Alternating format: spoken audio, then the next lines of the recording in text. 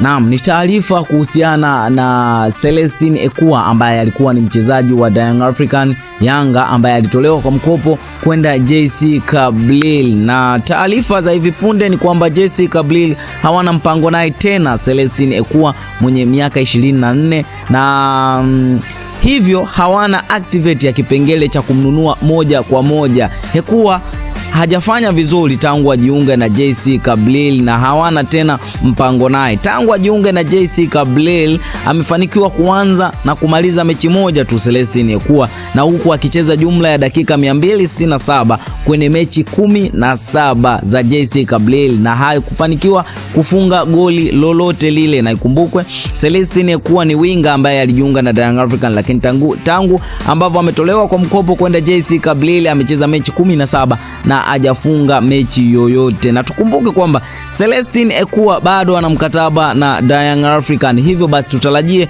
mwishoni mwa msimu huu atarejea Jangwani. Celestine Ekua alikuwa ni mchezaji wa Young African ambaye alishindwa kufanya vizuri kwenye klabu ya Young African, lakini pia kufanya vizuri kwenye NBC Premier League, hivyo basi Young African walilazimika kumtoa kwa mkopo kwenda kwenye timu ya JC Kabylie ambayo inashiriki ligi kuu nchini Algeria, lakini tangia amejiunga na klabu hiyo hajafanya kitu chochote na JC Kabylie hawana mpango wa kuendelea naye tena. Hivyo basi kutokana na Celestine Ekua bado ana mkataba na Young African, basi analejea kwenye klabu yake ya zamani mwishoni mwa msimu huu. Sasa mwishoni mwa msimu huu tutarajie kumuona Celestine Ekua ndani ya Young African. Sasa je, akirudi kwenye klabu ya Young African anaweza akafanya revolution, yani mapinduzi kwenye klabu hii? Tusubirie, kwa maana haya na mengine mengi utayapata kwenye chaneli yako hii ya michezo na burudani. Hakikisha umesubscribe na kubonyeza alama ya kengele. Hii ni Tubone na mimi ni Tubone, hadi wakati mwingine, bye bye.